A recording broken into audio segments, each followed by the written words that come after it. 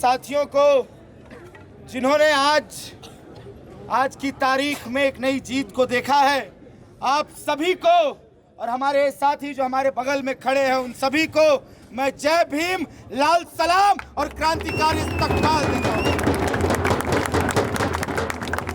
याद रखिएगा, हमें इस कैंपस में लाल झंडे को इग्नोर करके कोई आगे नहीं बढ़ सकता है। इस बात की हम आपको तारीफ देंगे और हम इसलिए भी जाने जाते हैं कि इस कैंपस में बराबरी रहे, ये कैंपस इंक्लूसिव रहे, इस कैंपस में डेमोक्रेसी जिंदा रहे, इस कैंपस में किसी को रात में 2 बजे सड़कों पे चलने में डर ना लगे, इस कैंपस में तमाम हाशिए पर के लोगों के लिए दरवाजे खुले रखें।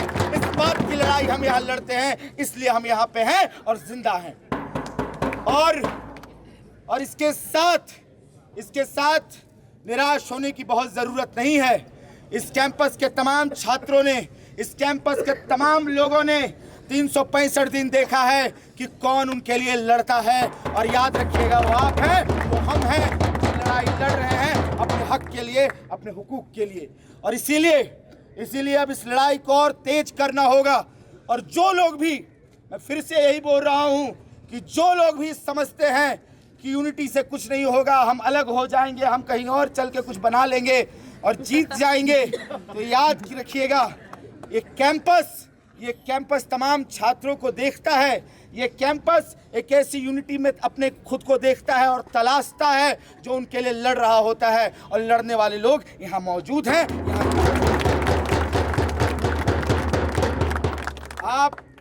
आप इस कैंपस के संविधान को तोड़कर किसी प्रोटेस्ट को ताला मार देंगे। आप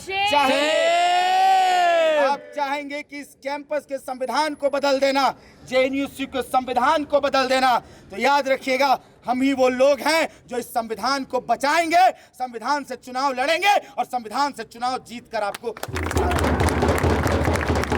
और आप सब इस लड़ाई में आज से शामिल हुए हैं, क्योंकि लड़ाई ये कल से जो शुरू होने वाली है, एक ऐसी लड़ाई कि इस कैंपस को बचाने की, एक ऐसी लड़ाई कि हर एक लोग इस कैंपस में अपनापन महसूस कर सकें, सभी को बराबरी का हक मिल सके।